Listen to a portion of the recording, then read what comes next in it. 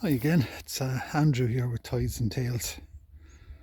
I'm here on Ryan's Shore, or the Strand as we call it in Cheekpoint, looking down the river into what's a beautiful afternoon. January the 1st, 26. And I'm on the Waterford shoreline here between Cheekpoint and Passage, which is just down around there, just past that headland. That headland over there is Buttermilk Castle, County Wexford, and that's the Wexford shoreline over across. Anyway, I'm just going up here flood tide. Won't be too long before side water, I guess. Ship coming in.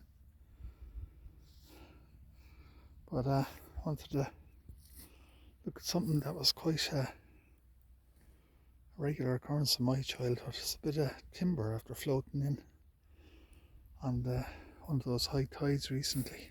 A lot of timber up here. Anyway, one of the crucial bits about growing up in this area was beachcombing for timber, whether it was for building or for firewood. And it's a fine old bog, whole length, nearly 25-30 foot long, I'd say. And it's very heavy. I managed to move it up a small bit from just there in front of the seaweed, and just to get it up a little bit closer, but I couldn't lift it any further. In the old days, if you wanted to claim a piece of timber, something like that where it's too heavy to move, in my grandmother's time, they would do what I just done here now.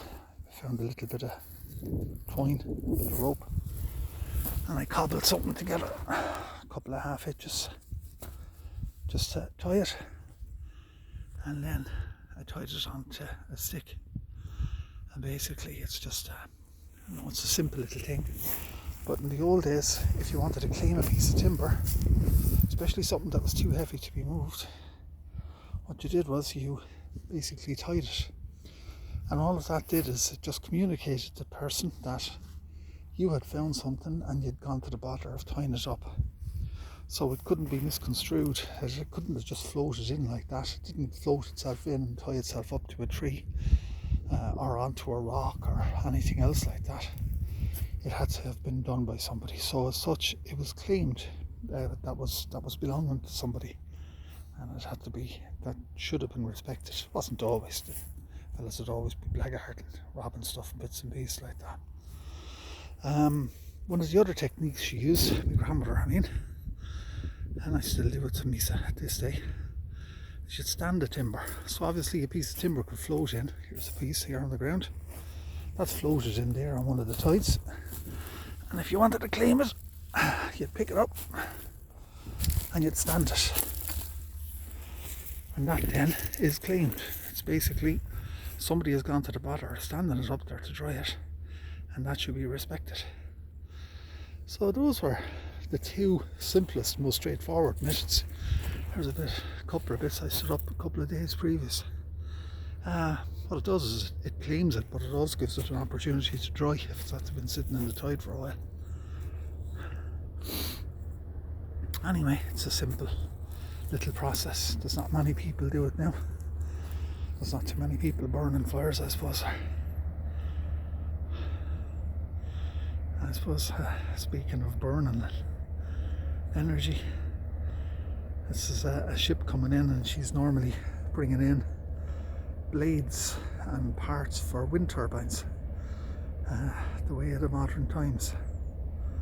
So I presume she's coming in to collect stuff from Waterford today. But Eco Trinity, I think, heading up to the port of Waterford there today. Anyway, there's nothing on her, so obviously she's going in to collect.